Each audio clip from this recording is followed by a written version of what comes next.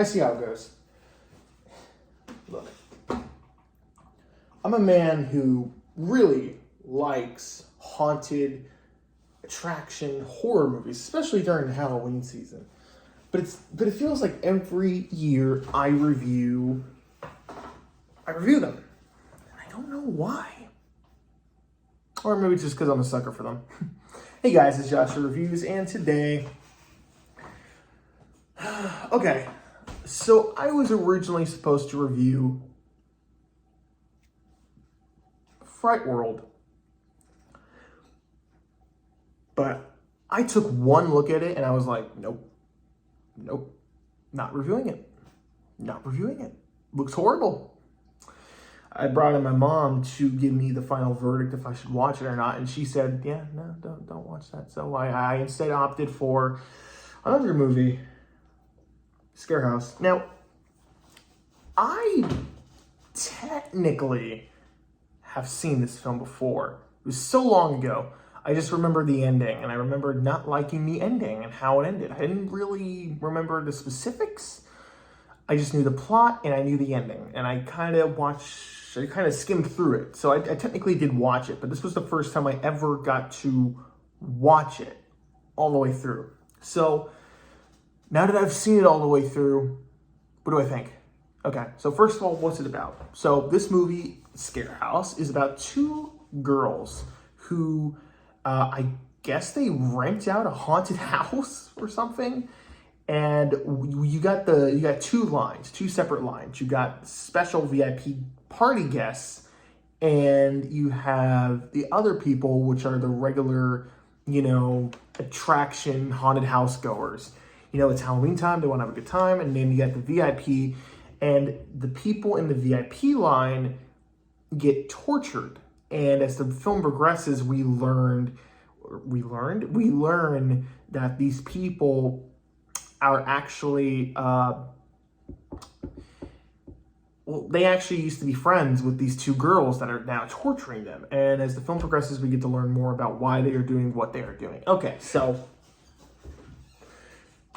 I'm a Christian. I say that in every video, but I say it in case you guys are new and checking out this video individually.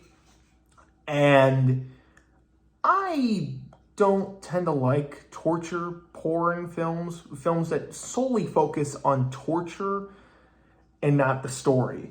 You have exceptions like the Saw series, which I really like because Tobin Bell plays John Kramer. He's so well, and the stories are very interesting.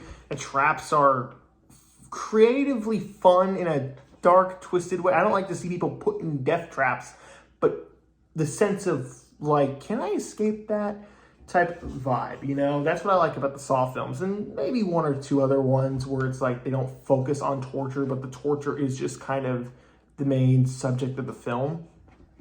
Stuff like that I can handle, but films that are just solely about torturing people, I do not like. And this film it's not a Saw film. It's, this film... I'm going to have a hard time covering this film, guys, because I'm kind of, I don't really know how to talk about this. I'm going to do my best. But, okay. Let's start with the positives. First of all, I'm happy this was not low budget because this film actually looked like some effort was put into it. I think all the actors play their characters straight. The kills were cool. They were creative, and they were pretty bloody, so if you're a gore hound, you will love it. I'll definitely say for a torture film, the torture methods were unique. I don't know. The film did give me a Halloween haunted house atmosphere that I really appreciated. I wasn't bored, but that really made me contemplate what I enjoy watching, because this film wasn't fun to watch, but I wasn't bored with it. Here's the deal.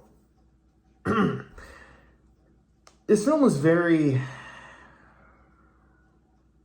how should one put it, annoying.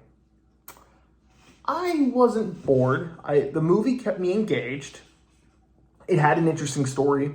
I wanted to know more about the characters and know more about the people they were torturing.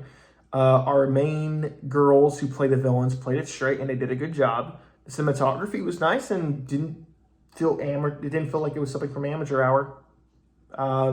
They did a good job. Filmmakers seemed like they got the film. They told the story they wanted to tell, and they made the film they wanted to make. Unfortunately for them, I did not enjoy this film that much. However, I was not bored, so that's good at least. But I didn't enjoy it. What did I not enjoy? Well, first of all, I'm not a big fan of torture.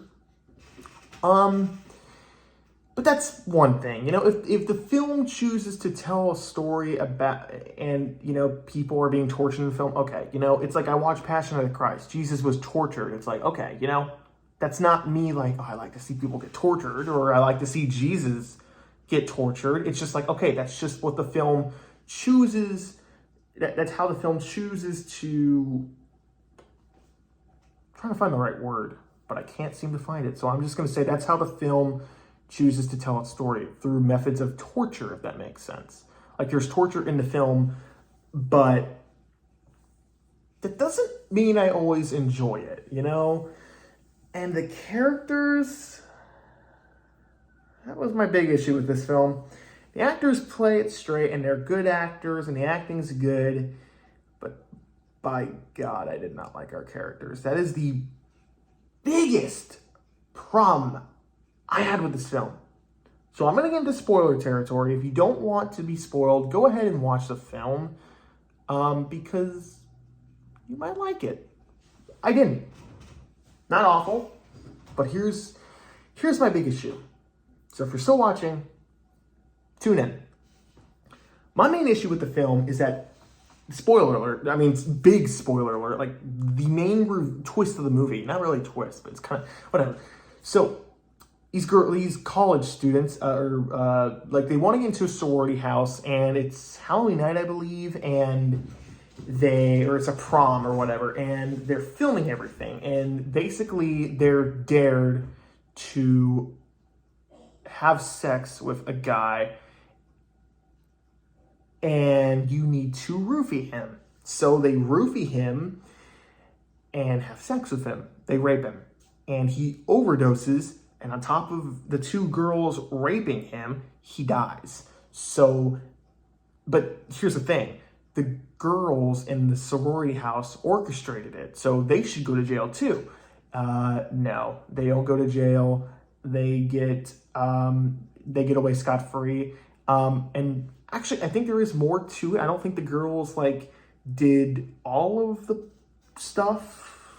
But that's the whole gist. They get thrown in jail, they get the blame, and they get put in jail for 2 years, and a lot of shit happens to their lives and their families.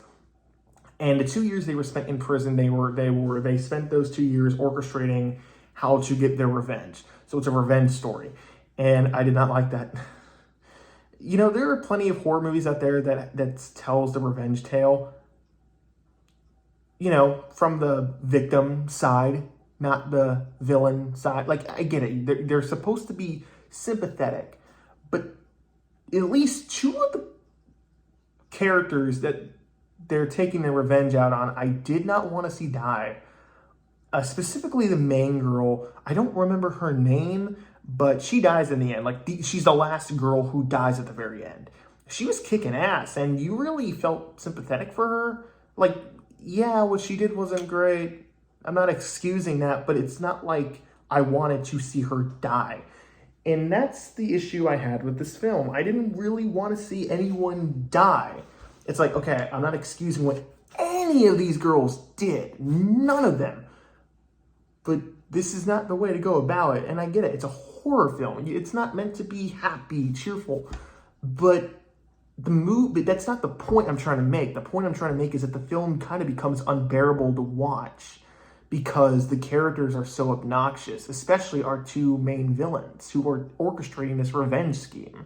They're torturing people and they're being obnoxious, making these terrible jokes and doing these horrible things, and the film plays sad, sappy music to try to make you feel some sort of sympathy for these characters when I just want to see them die.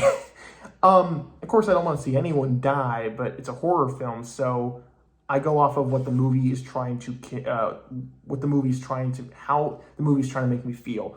And, you know, I can't tell if the movie wants me to root for these girls or if they want me to hate them, because I did not root for them at all. I did not want to see them make it out alive. I didn't want to see any of the girls get tortured, because yeah, what they did was horrible, but the way they are tortured is very, well, it's shot in a very torture-y, porn-like way. It's not meant to be like subtle.